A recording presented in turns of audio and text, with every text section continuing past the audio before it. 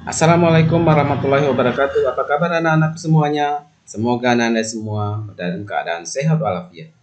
Hari ini Bapak akan memberikan rangkuman tematik kelas 6, tema 2, subtema 1.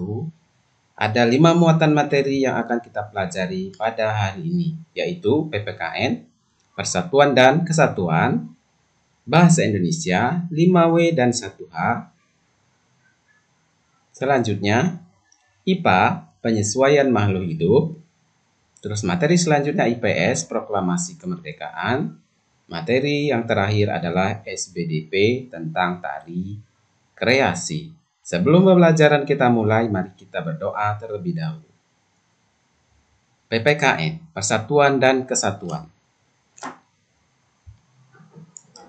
Bersatu dalam perbedaan yang merupakan landasan dari persatuan sudah menjadi tatanan kehidupan masyarakat Indonesia sejak dulu. Hal tersebut juga ditunjukkan ketika masa menjelang proklamasi kemerdekaan Indonesia. Negara Indonesia dibangun berdasarkan persatuan. Seluruh generasi bahu-membahu membangun bangsa Indonesia yang bebas dari penjajah.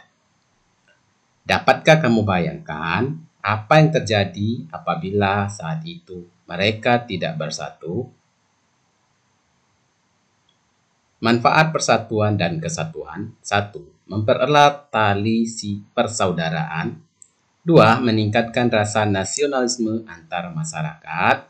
Ketiga, terhindar dari permusuhan. Keempat, kehidupan menjadi aman, damai, dan tentram. Kelima, memperkuat jati diri NKRI atau Negara Kesatuan Republik Indonesia. Selanjutnya, bahasa Indonesia menggali informasi penting. Menggali informasi penting dari sebuah bacaan sejarah dengan 5W dan 1H. Caranya, cara menyimpulkan berita.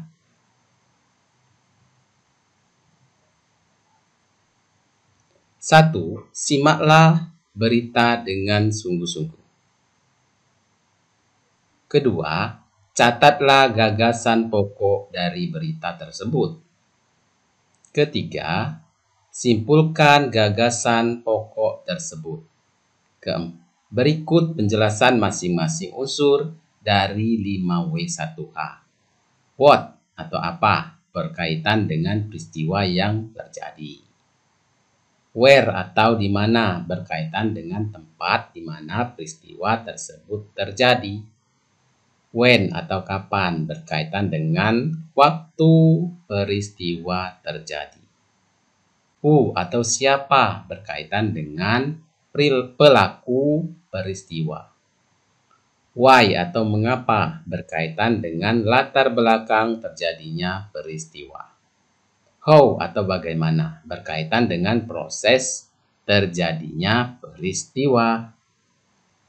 Cara mudah menghafal 5W 1H dengan cara untuk menghafalkannya cukup dengan kata adik Simba.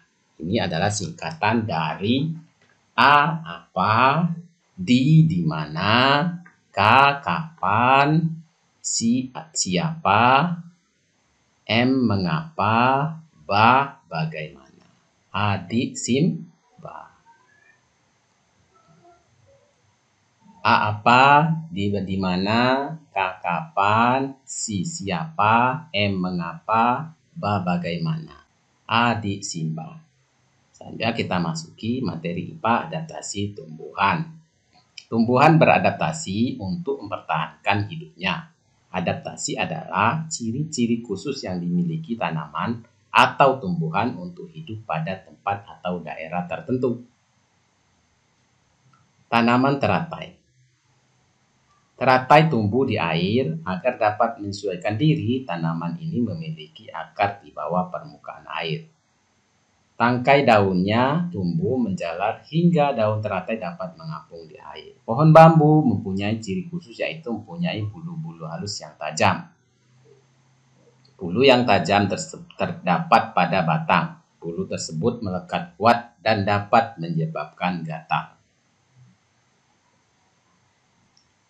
Berdasarkan habitatnya, tumbuhan dibagi menjadi 3 jenis. Hidrofit, yaitu tumbuhan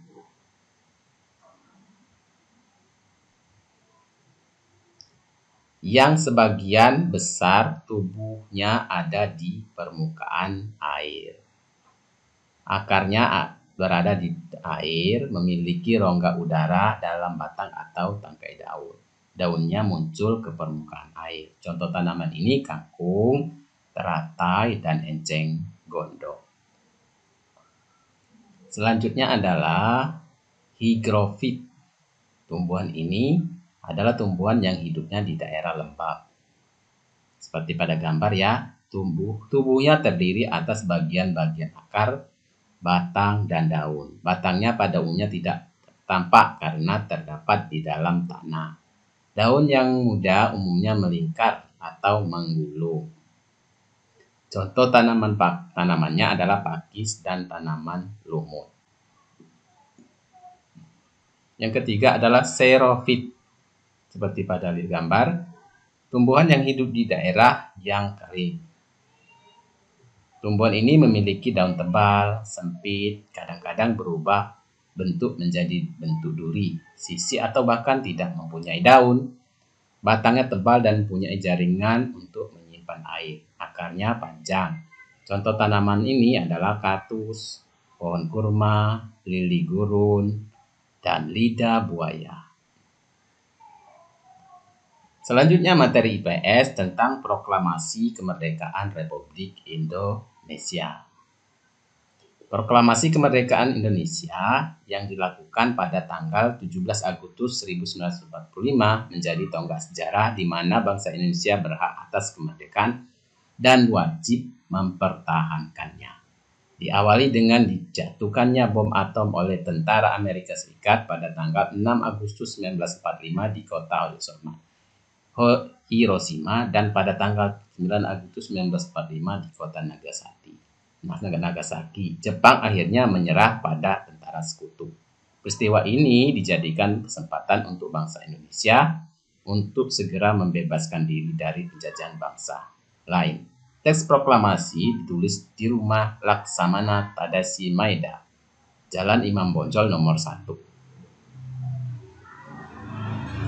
Para penyusun teks proklamasi adalah Insinyur Soekarno, Dr. Andes Muhammad Hatta, dan Mr. Ahmad Subarjo. Konsep teks proklamasi ditulis oleh Insinyur Soekarno. Soekarni mengusulkan agar yang menandatangani teks proklamasi itu adalah Insinyur Soekarno dan Muhammad Hatta atas nama bangsa Indonesia. Teks proklamasi diketik oleh Sayuti Melik. Pembacaan teks proklamasi dilakukan pada tanggal 17 Agustus 1945 di kediaman Soekarno, Jalan Pegangsaan Timur nomor 56.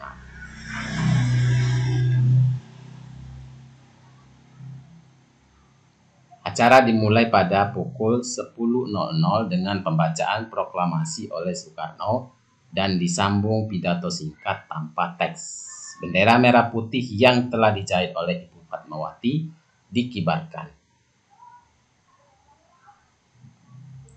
Makna penting proklamasi kemerdekaan bagi bangsa Indonesia. 1. Sebagai puncak perjuangan bangsa Indonesia. Proklamasi merupakan hasil dari perjuangan para pahlawan. Kedua, pengakuan kepada dunia luar. Pengakuan in atau de facto diikuti oleh pengakuan dari negara lain atau de jure.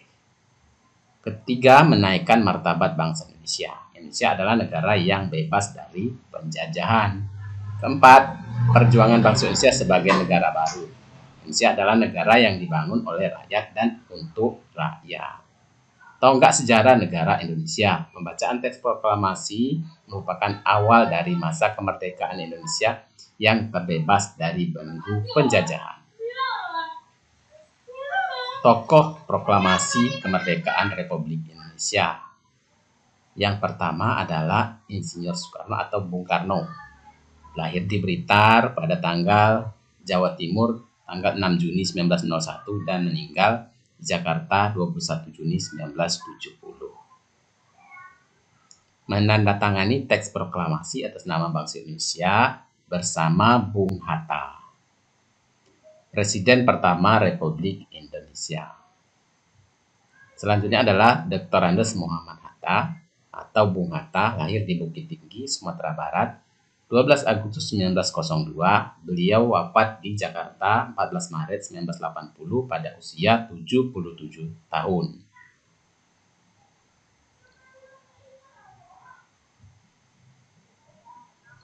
Menandatangani teks proklamasi atas nama bangsa Indonesia bersama Bung Karno, Wakil Presiden Republik Indonesia pertama.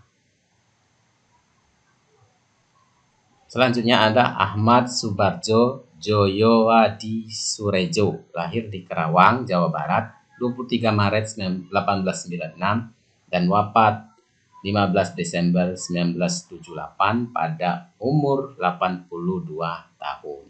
Beliau adalah Menteri Luar Negeri Indonesia yang pertama. Ahmad Subardjo ikut menyusun konsep teks proklamasi di rumah Laksamana Tadasi Maeda. Selanjutnya adalah Laksamana Tadasi Maeda adalah seorang perwira tinggi Angkatan Laut Kekaisaran Jepang. Beliau membantu persiapan konsep teks proklamasi kemerdekaan dengan mempersilahkan rumahnya digunakan untuk kegiatan yang sangat penting itu. Selanjutnya adalah Sukarni, lahir di Blitar, Jawa Timur, 14 Juli 1916. Beliau wafat di Jakarta 7 Mei 1971 pada usia 54 tahun. Sukarni adalah salah seorang tokoh pemuda yang mengusulkan agar yang menandatangani teks proklamasi adalah Bung Karno dan Bung Hatta atas nama bangsa Indonesia.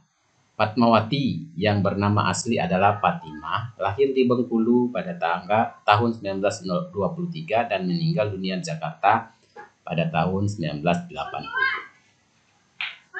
Fatmawati menjahit bendera pusaka Sang Saka Merah Putih yang dikibarkan pada upacara proklamasi kemerdekaan Indonesia. Selanjutnya adalah Sayuti Melik, adalah tokoh pemuda yang juga sangat berperan dalam proklamasi kemerdekaan Indonesia. Sayuti Melik mengetik naskah proklamasi setelah ia sempurnakan dari tulisan tangan Bung Karno. 3 pengibar bendera atau tokoh pengibar bendera: Latif Hendraningrat. Raden Mas Abdul Latif Hendraningrat adalah prajurit pembela tanah air atau PTA yang lahir pada tanggal 15 Februari 1911. Yang kedua adalah Suhut Sastro Kusumo. Suhut merupakan anggota barisan pelopor bentukan Jepang. Ia lahir pada tahun 1920. Suhut bertugas membentangkan bendera yang kemudian ditarik Latif. SK Trimurti. Surastri Karma atau SK Trimurti adalah satu perempuan yang bertugas sebagai pengibar bendera saat proklamasi kemerdekaan. SK Trimurti adalah seorang wartawan dan guru yang lahir di Boyolali 19 Mei 1912.